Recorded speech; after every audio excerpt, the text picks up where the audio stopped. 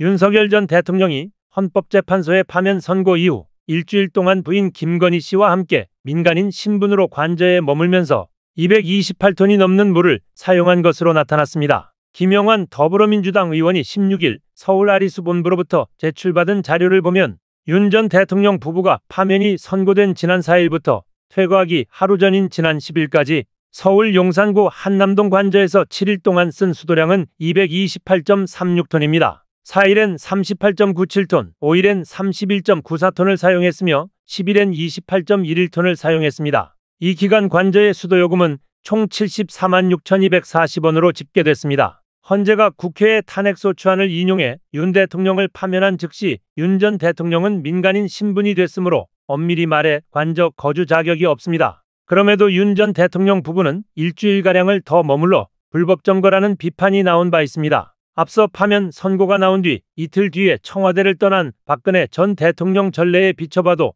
윤 전 대통령의 퇴거는 상당히 늦은 편이었습니다. 이 같은 사용량은 평균적인 2인 가구 물 사용량의 75배가량 되는 수준입니다. 서울시 서울워터 2023 자료를 보면 2인 가구의 일주일 평균 물 사용량은 3.045톤입니다. 관저 수도요금은 4월 초 사용분은 물론 3월 사용분까지 아직 미납 상태라고 김 의원 쪽은 덧붙였습니다. 김 의원실은 한국전력에 윤 전 대통령이 파면 이후 관저에 머문 기간에 전기 사용량과 요금도 질의했으나 한전은 공공기관의 정보 공개에 관한 법률에 따라 제출이 어렵다고 밝혔습니다. 김 의원은 윤 전 대통령은 파면된 즉시 민간인이 됐음에도 불구하고 국가 시설인 대통령 관저를 무단으로 점유했고 공공요금을 부담 없이 사용했다며 이는 공적 권한과 시설을 사유화한 전형적인 사례로 철저한 조사와 책임 추궁이 필요하다고 밝혔습니다. 17일 서울중앙지법 형사 B25부가 윤석열 전 대통령의 다음 형사재판인 21일 법정 내 사진과 영상 촬영을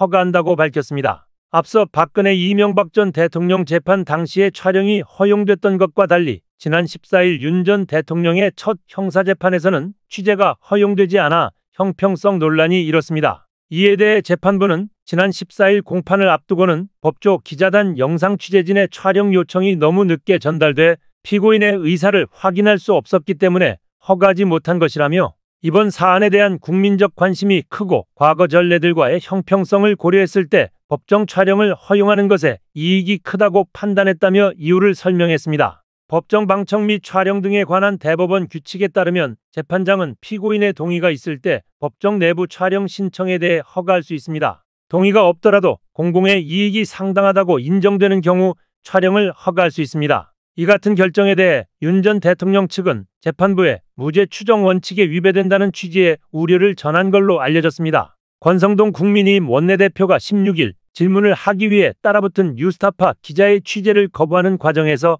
기자의 손목을 잡아 현장에서 끌어내는 모습이 카메라에 포착됐습니다. 뉴스타파 쪽은 있을 수 없는 언론 자유 침해라며 강하게 반발했습니다. 뉴스타파가 공개한 영상을 보면 권 원내대표는 이날 국회의원회관에서 열린 헌재 선관위 개혁 어떻게 할 것인가 토론회가 끝난 직후 기자들과 한덕수 차출론 등 당내 현안과 관련한 백브리핑을 하고 이동하던 중 뉴스타파 이명주 기자가 추가 질문을 하기 위해 따라붙자 누구한테 취재하러 온 것이냐며 취재에 응하지 않겠다는 태도를 보였습니다. 기자가 계속 마이크를 들이대며 국민의힘이 국민께 죄송하다, 끝까지 책임을 다하겠다고 했는데 무엇이 죄송한 것이냐고 묻자 권 원내대표는 마이크를 든 기자의 손목을 잡아내리며 질문하시면 안 된다고 했습니다. 권 원내대표는 이렇게 잡지는 말라는 기자의 항의에도 그의 손목을 잡은 채 20에서 30m가량을 끌고 갔으며 국회 방호과 직원을 향해 의원회관 출입 금지 조치를 하라고 말하기도 했습니다. 이 기자가 뉴스타파 기자임을 밝히며 질문을 계속 이어가려고 하자 권 원내대표는 뉴스타파는 언론이 아니다 찌라시지라며 뉴스타파와는 인터뷰 안 하니까 그냥 가라고도 했습니다. 뉴스타파 기자협회는 영상을 공개하고 형법상 상대방의 의사에 반해 신체 마찰이나 물리력이 있었다면 폭행에 해당한다며 권 원내대표에 있을 수 없는 언론 자유 침해와 물리적 폭행을 규탄한다는 입장을 밝혔습니다. 아울러 권 원내대표에게 공개적인 사과와 재발 방지 약속을 요구하는 한편 이 기자에 대한 폭행과 상해, 뉴스타파에 대한 명예훼손 혐의로 권 원내대표를 고소할 예정이라고 했습니다. 권 원내대표는 이에 대해 뉴스타파 기자의 행위는 취재를 빙자한 신체적 위협이자 강압적 접근이었다며 법적 절차를 통해 진상을 밝히고 허위 주장과 무리한 취재 관행에 단호히 대응하겠다고 맞섰습니다. 서울충암고 총동문회가 공식 홈페이지에 윤석열 전 대통령을 충암의 아들로 칭하며 수고했다는 글을 올렸습니다. 12.3 비상계엄 선포 이후 국회 탄핵 소추로 파면당한 윤 전 대통령을 사실상 치켜세우는 행위라는 지적이 나옵니다. 17일 취재를 종합하면 충암고 총동문회는 지난 15일 공식 홈페이지에 충암의 아들 윤석열 전직 대통령이라는 제목의 글을 올렸습니다. 윤 전 대통령은 충암고 8회 졸업생입니다. 글을 보면 총동문회는 윤석열 동무는 제20대 대한민국 대통령으로서 2022년부터 약 3년간 국가를 대표하는 공직을 수행했다며 2025년 4월 4일 헌법재판소의 탄핵 인용 결정에 따라 대통령직에서 물러나셨고 현재는 민간인 신분으로 복귀하셨다고 밝혔습니다. 총동문회는 그래서 공직을 수행한 동문에 대한 기록 차원의 게시를 통해 충암인으로서의 족적을 남기고자 한다며 윤석열 동문에 대한 평가는 향후 역사에 몫이겠지만 누구보다 무거운 책임의 자리에 있었던 충암인의 여정을 우리는 기억한다고 했습니다. 이어 미우나 고우나 그는 충암의 아들임에 분명하며 그 이름은 학교의 역사 속에 남을 것이라며